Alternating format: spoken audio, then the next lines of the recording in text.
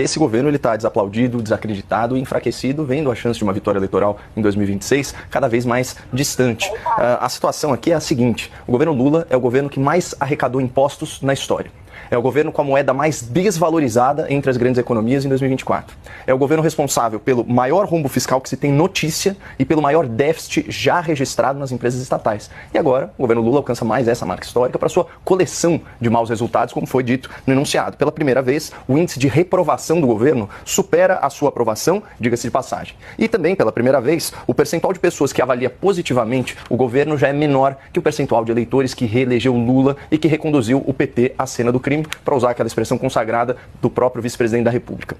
A aprovação do governo Lula, como nós vimos, caiu 5 pontos em relação a dezembro, com destaque para o Nordeste, uma região onde ele perdeu 7 pontos em um mês. Isso é bastante significativo. E, como bem disse o Dr. Zé Eduardo, saindo da fotografia de momento e analisando o filme, em fevereiro de 2023, 23% dos entrevistados dessa pesquisa reprovavam o governo Lula. Só que hoje esse número mais que dobrou e está em 49%. Ou seja, o eleitor está perdendo a paciência e está perdendo a esperança com Lula e sua equipe.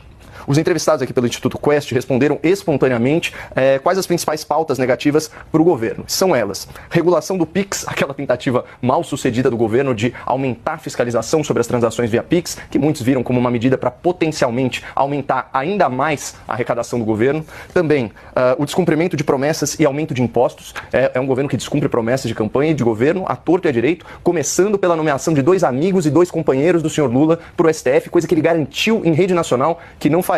Da mesma forma, o Lula não manteve a isenção para aquelas companhias internacionais, instituindo a chamada taxa da blusinha. O Lula ainda não isentou do pagamento de imposto de renda as pessoas com receitas até R$5.000 mensais. O Lula prometeu também que lutaria pela democracia, mas defendeu o quanto pôde a ditadura de Nicolás Maduro na Venezuela. E o Lula não quebrou o sigilo dos gastos exorbitantes da sua própria presidência. E pior, aumentou o segredo, aumentou o mistério sobre as aquisições realizadas pelo seu próprio governo. Finalmente, os entrevistados da Quest citaram a inflação como fator que impacta negativamente o governo Lula. A inflação é um fantasma que voltou a assombrar as famílias brasileiras, puxada aí pelo preço dos alimentos, dos combustíveis e da energia.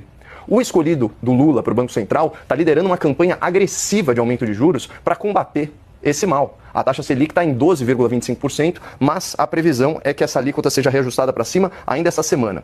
Então, aqui estão mais algumas promessas quebradas do Lula. Juros baixos, dólar em queda e gasolina abrasileirada mais barata. Nada disso aconteceu, como foi alardeado. E para fechar, Brasília, falando em falsas promessas relacionadas à inflação, vejam só essa manchete do G1 de 10 de janeiro. Preço da carne sobe 20% em 2024 e tem maior alta em 5 anos. Alguns cortes subiram até 25%. E a picanha, tão citada pelo Lula na campanha eleitoral, também ficou mais cara. Aí, não tem amigo, não tem companheiro, seja no IBGE, seja no STF, que consiga dar aquele jeitinho. Não adianta manipular a estatística, não adianta censurar a rede social, não adianta fingir golpe, nem perseguir a oposição política. Quando a coisa dói no bolso e insulta demais a inteligência do eleitorado, a resposta nas urnas é inescapável.